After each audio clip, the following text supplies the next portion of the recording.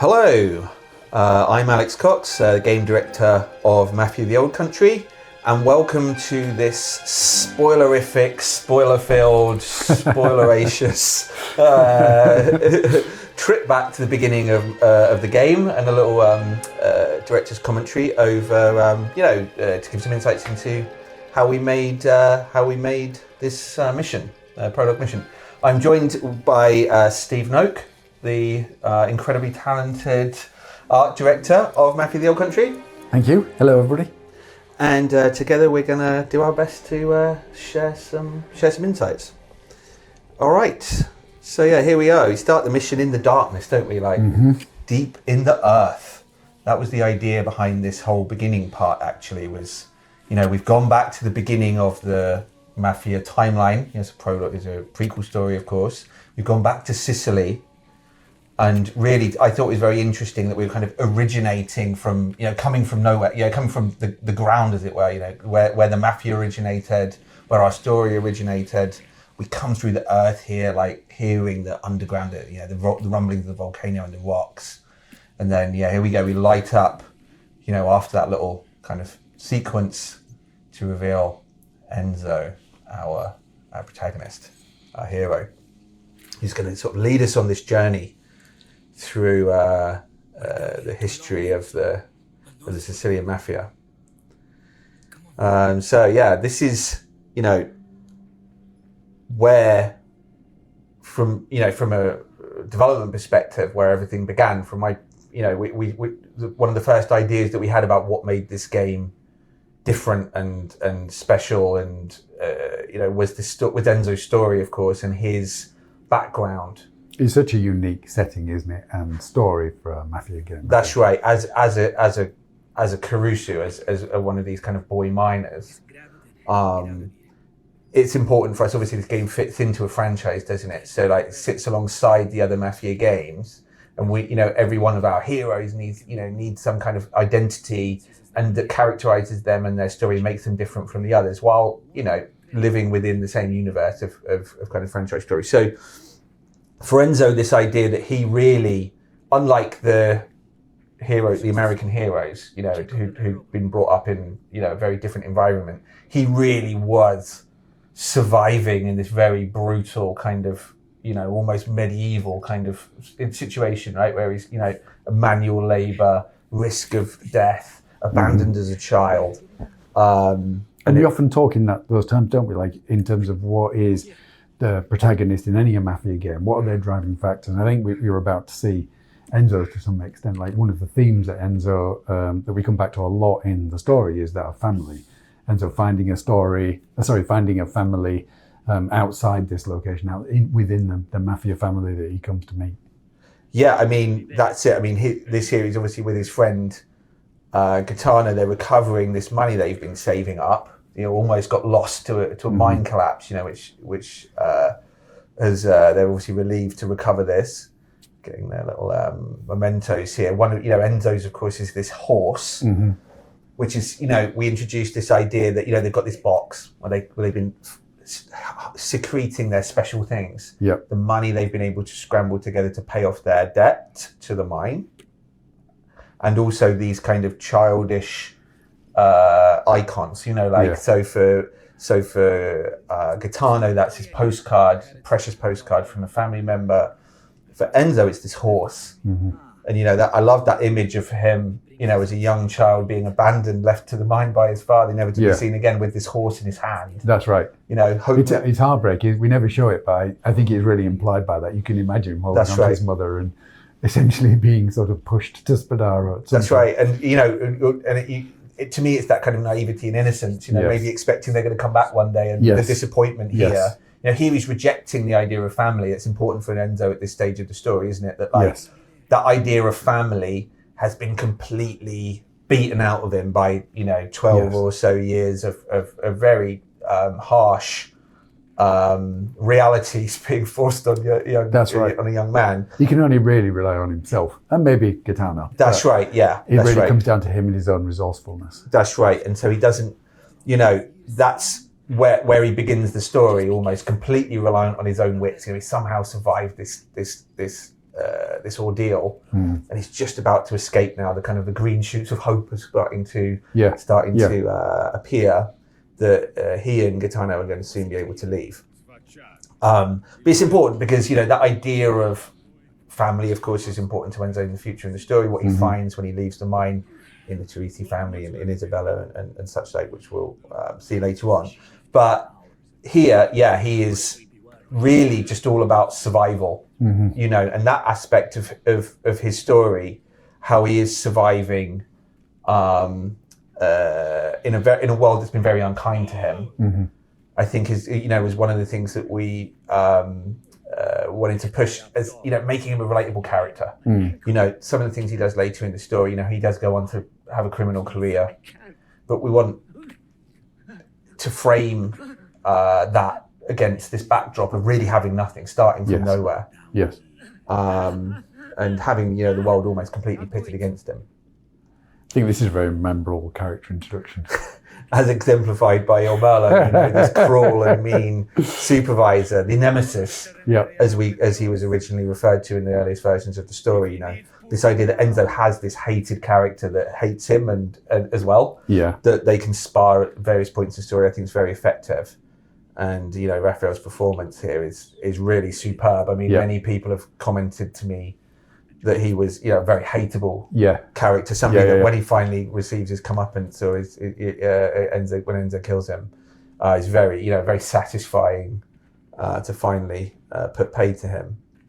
Interesting that they're actually, that character that we saw that he was being mean to originally was a child. That's something else to remember. For production reasons, we had to replace him with an adult.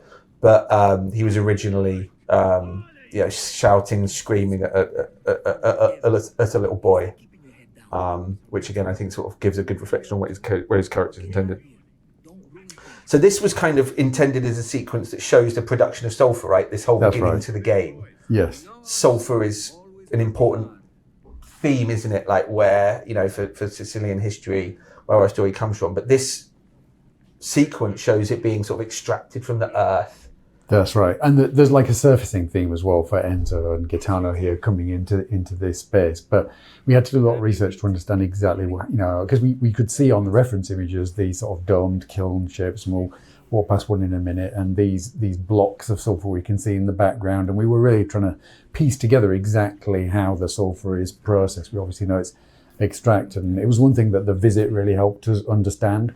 Was that process of extracting the raw ore, placing it in these kilns that we can see here, which are smoky away because there's a fire under there, which over the period of days is melting the sulfur out of the ore, and we can see that pouring into the sort of wooden formers, creating these big ingots of sulfur, which then the miners are paid for almost by the kilogram.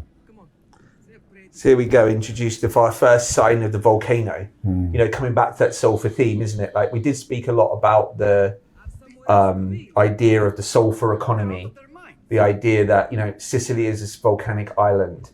Many of the the riches of Sicily come from the sulfur itself. Not just here the mining of which was it's a very lucrative resource in the 19th and early 20th centuries, but also it fertilizes the fields, it grows the crops, and actually it really is where the Mafia gravitate to. These kind of like where the Mafia appeared was around these kind of where Sicily, the fruit of Sicily's produce and industrial products and things like that is where the Mafia gravitated to. Wherever there was money, is where this phenomenon grew up of kind of protection rackets and extortion by these criminals. And so thematically we thought it was very interesting. And actually there was an early treatment of the intro sequence, wasn't there, that focused on the flow of sulfur through the whole of the sort of Sicilian economy and the underworld and things like that we eventually replaced with something else.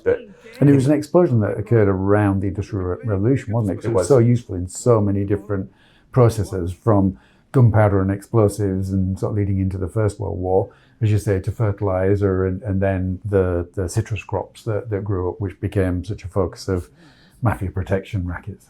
And that was why why the mine was such an interesting setting for us, wasn't it? Really, because it sort of embodies so much of the context, or the when the mafia first originated.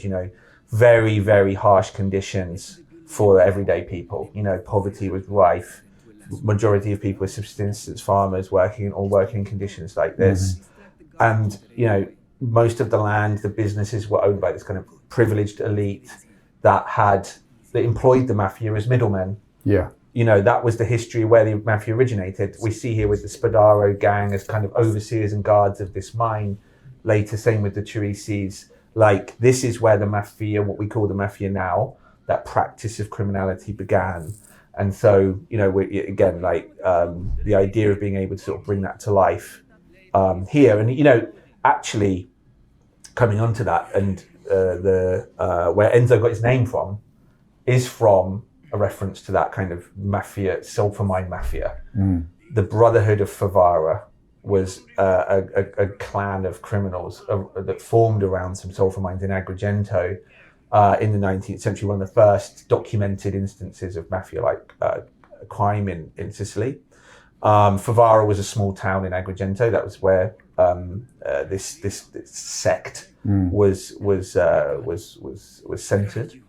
And that's where we found Enzo's name. I mean, rule of cool. First thing is, it sounds good. Enzo Favara it's a cool name, but that kind of connection to the history of the mafia we thought was quite interesting. And these sort of red walls that you can see with the slightly rounded stonework. A little bit of trivia. So this is a byproduct of the sulfur process. So this is, once the ore's been extracted, those are the kind of bits of detritus you're left behind with, and they're sort of made into these cakes, and they build walls and things like that with them. I love this this bit of this brings back memory to me of trying to solve this problem. We have this problem. Every tutorial is almost the same, isn't it? You're trying to understand how to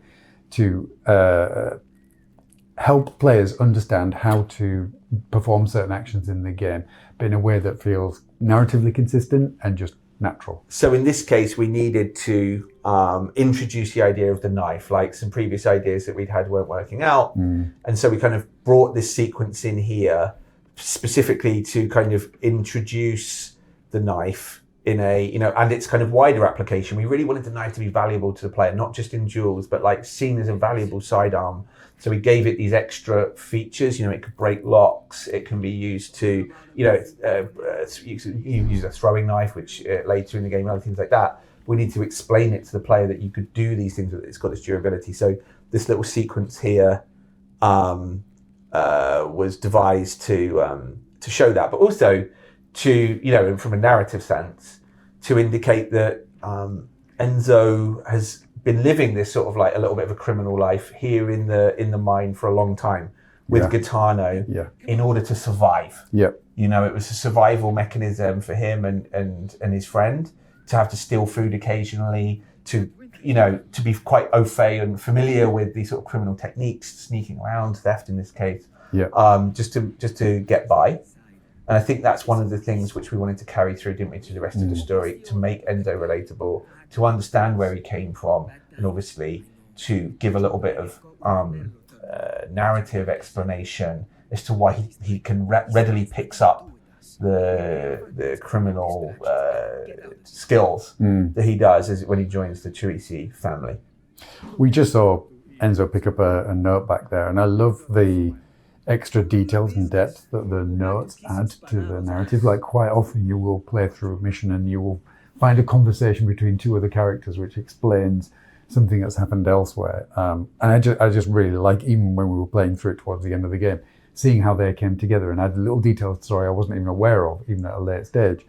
It just really fleshed out the world. It's a really great device, isn't it? Because it lets us flesh out the world in ways where we don't have time to necessarily show it in the game, but to use that to sort of fill in the extra details. I mean, we talked about how the horse, the toy horse we saw earlier on, was a device that helped us to shortcut to the idea that Enzo knows horses. He can ride a horse later in the story, right? That somehow in his backstory, that horses have been a big deal just by showing that thing. Again, likewise, what we've got on the screen here, this kind of the idea of Sicilians emigrating to America, as shown by this postcard here. I know it's kind of a pretty overt device. But yeah, I mean, that's part of the story as well. It's part of the legend of the Sicilian Mafia and how it relates to the American Mafia. Yep. That at this time in history, tens or hundreds of thousands of people over the past, several decades have emigrated to America, taking with them the sort of criminal customs of the Sicilian Mafia in some cases. And so that's part of the story. That's part of what we were trying to flesh out here. And so just putting this little note here in terms of like that there are many young men at this time are thinking about emigrating for reasons which are the same as these guys, right? They've got no opportunity. They're living a very hard life. The new world seems to present this kind of life of new opportunities across the Atlantic. It was something we wanted to introduce here. I mean, I know some people have commented on the skyline of the Empire there being quite unrealistic. It was something we talked about, right? We're conscious of that, but we also wanted, in the very brief glimpse you get of it, for it to be very recognisable, right? And that was the conversation we were turning over to understand exactly how we could show a skyline, which was, because obviously players who played previous Mafia games may understand Empire Bay and its significance, but there may be many players who've not played those games, and so we still need to be able to communicate to them what the promise of this That's card true. represents. And there were some tall buildings in New York in the early 1900s. Just not maybe the kind of skyscrapers that you see in that image, but let's call it creative license. Yeah, we'll take some creative license there.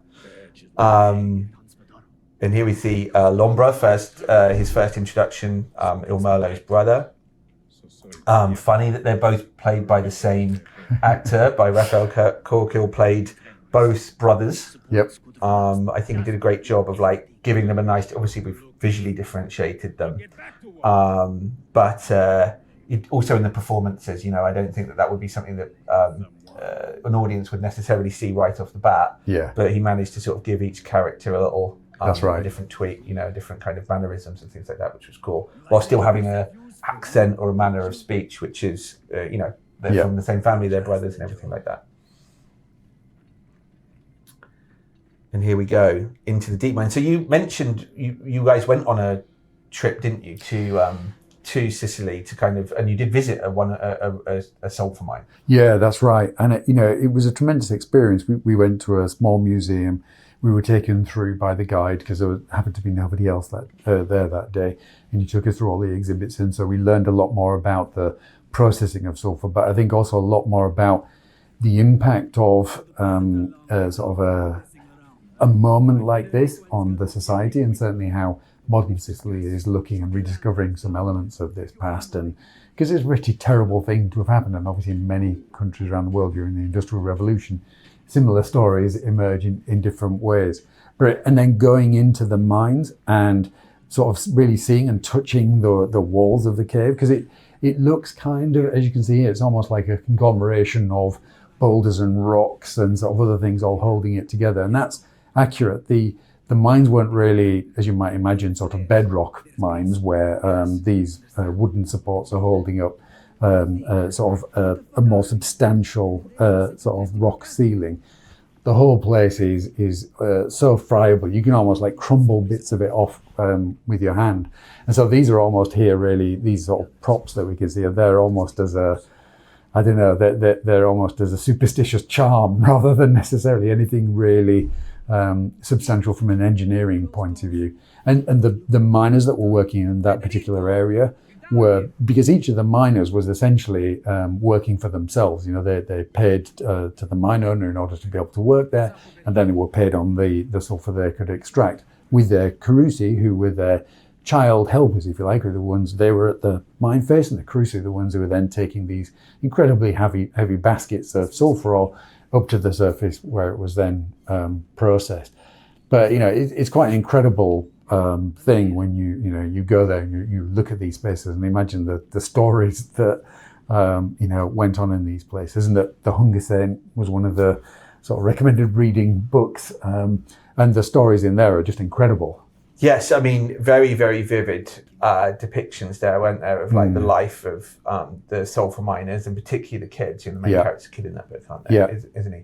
And you know, that was it. You know, that's where our hero comes from, isn't it? That kind of background, surviving in this terrible environment. Yeah. And this whole sequence here was really kind of inspired by a section from that book where there is a mine, in that case, a mine collapse, which, you know, in the very, very vividly described, and as you can imagine, very terrifying. In, you know, what happens when everything sort of falls apart. But here was, you know, this was our kind of attempt at kind of recreating that. Now we can't quite capture the true terror of the mines, because you know we need to have lights down here. We need to have a space for the gameplay camera. We can't make it as claustrophobic or anything like that as it would have been in real life. So we take a little bit of license with like kind of the scale of some of the spaces and things like that. Because in real life, people are really squeezing through quite small spaces and things like that. And so when things go wrong and the lights go out, it's very, very scary.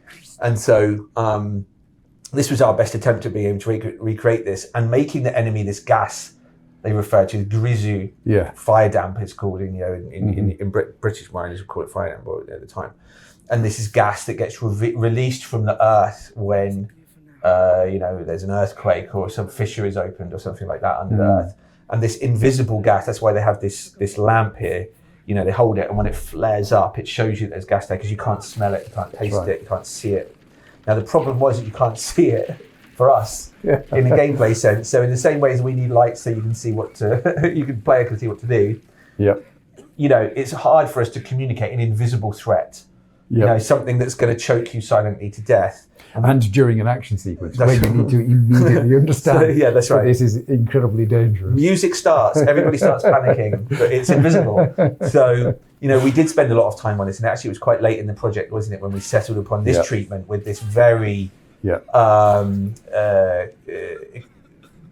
the fire all around the tunnels and everything like that. It looks very dramatic here. But a couple of months before we shipped the game, this was still, empty, and we were sort of trying to communicate this without this purple gas. You know what I mean? Like, we actually had to take again some liberties with what this would look like in real life to make it visible to the player. But again, I applaud the sort of visual direction here and the VFX work to bring this concept to life and actually make this very urgent and terrifying, which was important to us, of course, to really convey what's happening here. That's right. I played this sequence many times over the course of the game, and the tunnel collapses, I think, are really beautifully done as well, where I will still run to that that space there, but there's enough time for the collapse to happen for me to redirect quite seamlessly. And there's so much work in making something like that seem natural and seamless, which doesn't get talked about, and it's quite hard to explain because it's lots of iterations. That's right. Yeah. Work between the lighting team and the environment teams and everybody working together to make all of this stuff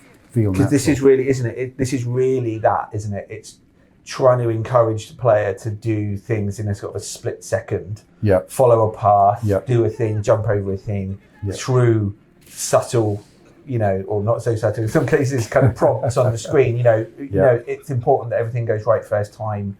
If we don't want players to fail here, we want them to run through the experience and survive it first time. Right. And so, I think the effect, the end result was very effective.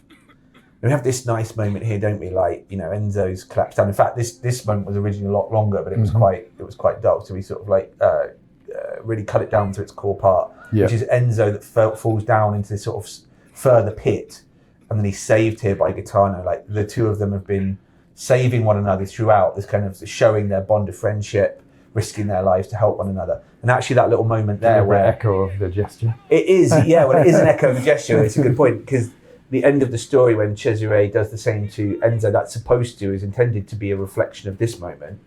Where his Enzo's dear friend stoops to help him and pull him out from a dangerous place. And so, Gaetano and his final moments here, as we're about to see. Don't go back, Gaetano. I mean, I know we all say that, but I think the thing to understand is how important this money is to them. This money they've been saving for a decade or more together you know, to try and buy their way out of this mine. It's their only way out. And the idea that at that last moment that he will genuinely turn around and risk his life to save it, I think is really, you know, you really need to understand how important it was to them. It's 100%. Not just a bag of pennies. It's like a new, it really is a new life for them. And so, and he could easily be thinking, that's taken me 5 years to save up. I'm not going to last another 5 years. Well, yeah, I mean, that's right. I mean, it's a fair assumption that this, you know, what the Carusi do is very dangerous, isn't it? You know, they could die at any moment.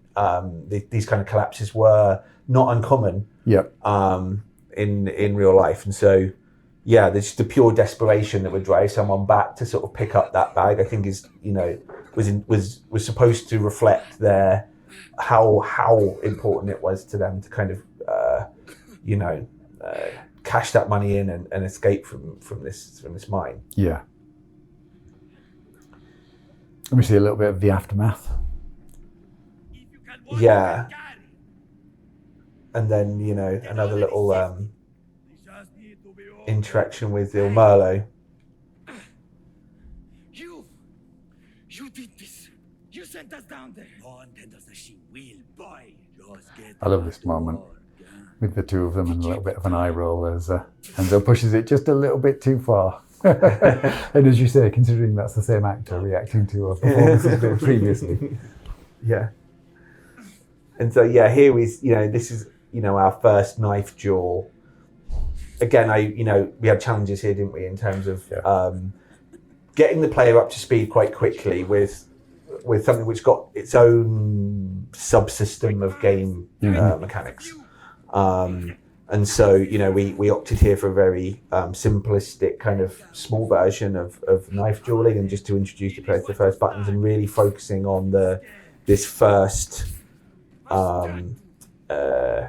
combat interaction between Enzo and his hated nemesis, Il Merlo. And I think it's pretty effective at doing both of those things. Gives a, you know, first little kind of play on the pad, but also really kind of sets the scene for their future enmity. And the knife wound. Yeah, of course. Yeah.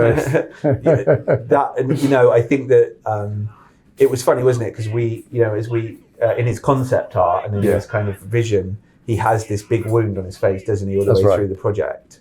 It was kind of how we envisaged him and was a big part of his character. But it was almost the last thing that got added to his character, wasn't it? So for most of the game, this wasn't clear, but then he gets this for most of development. So, you know, most things come together at the end, don't they? That last sort of 6 months or so of any game development is where suddenly all of these things that you've been talking about and seeing in, you know, in concept art or discussing finally come to reality. In some cases, important things like that, like even, the idea that he's been disfigured in this fight. In a similar fashion, right? The blood and tracking of blood and damage and dirt through various sequences was, you know, a really heavy undertaking to make sure that we didn't sort of overwhelm ourselves with a huge amount of characters, but we could also really embed the characters in scenes. And when he emerges from the mines there, I think it's really important that everybody's just covered in dust, and, you know, so you really feel like they've all just basically crawled up from the bowels of the earth to try and make it sort of back into the light. And here we go, Enzo galloping from the mine. This triumphant escape, you know, desperate escape. I don't know how much triumph there is in that sequence, to be honest. It's a bit of a desperate escape. And now we enter into this intro credits, which, you know, we're really keen on introducing the game in a way that was evocative of Mafia 1 and Mafia Definitive Edition, both of which featured these very memorable intro sequences which showed fly through of the wild and lots of little a slice of life, lots of little scenery, landmarks in Lost Heaven. And we wanted to do something similar here for Sicily, didn't we? But like maybe with a slightly different stylistic edge. That's right. And to your point, this is another sequence that came together pretty late towards the end of the project, right? But just to be able to introduce all the different themes of Sicily, you know, we've shown players a very, you know, small area of Sicily with hopefully a very rich flavour. And now we're starting to expand that canvas, and we're hinting at some of the locations and some parts of Sicily you'll see later in the game, and maybe even some of the characters you'll meet. And I really like that, especially when you see the tuner later on, and that plays a really important role in the game. That we're kind of seeding these ideas with players, but also I think welcoming them to this incredibly new world that they haven't experienced before in a Mafia game. I mean, I think the guys did a really good job here in like representing the game world, bringing in all of these the iconography of 1900 Sicily, this kind of criminal undercurrent to many of the images that makes innocent images with a kind of a sinister edge to them. And I hope, conveyed at least the same kind of epic, sweeping feeling, than the original Mafia did.